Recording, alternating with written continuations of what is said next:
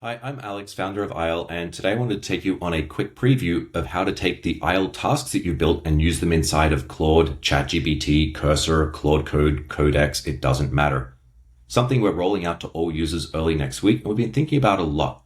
If you've been watching our content, our videos, reading our blogs already, you know the way we think about ISLE is as the best place to build these deterministic AI mini applications that you need to start building your business on.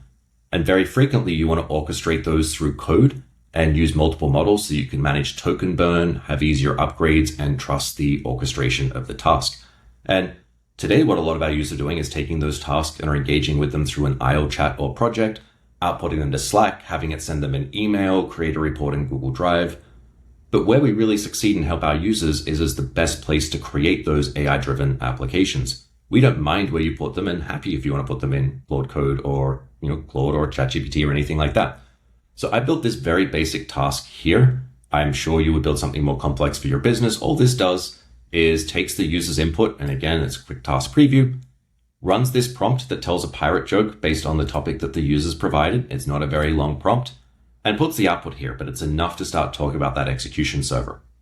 So once we have that, I'm going to go in and press developers and come to this execution MCP server. And I'm going to create a new one here. I'm going to pick that pirate joke generator, and I'm just going to call this demo video. I could assign as many tasks as I want to this server. Once this has been created, you'll notice there are instructions on how to add this for all of the different platforms here.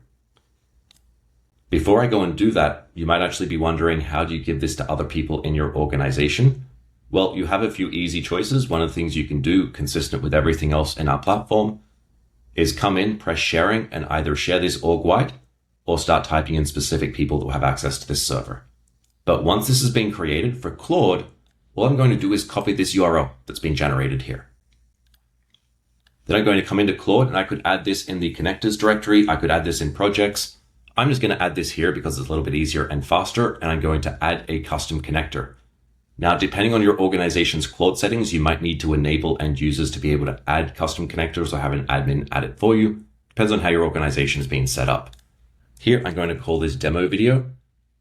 All right, let's call it pirate joke, so it's a little bit more specific. And it turns out that even on a demo video, I'm going to make typos all over the place. And let's put in the URL. And that's been added. It's going to go through and ask us to authenticate here. And I'm just going to use this demo account I made for the call here.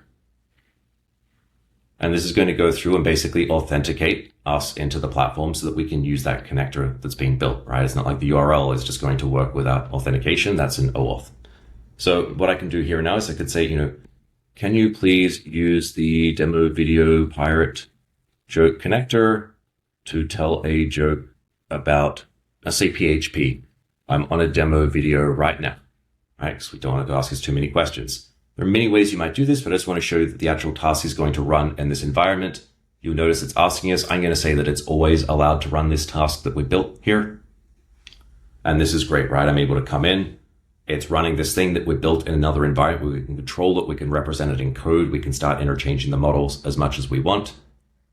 And you'll see we've got this response here. And within Claude, I can actually come in and expand and see what was it, what got responded, how did it all work. So really good setup in my mind. I can actually come back here and see that it was called and see what the trigger was and who the user was in case I want auditing or logging on what's actually happened with these that I'm distributing. So really excited to start rolling this out to all of our users. Something we've been thinking about planning for a while, and you'll be able to start taking these deterministic AI orchestrations, tasks, processes that you're building and use them wherever you would like.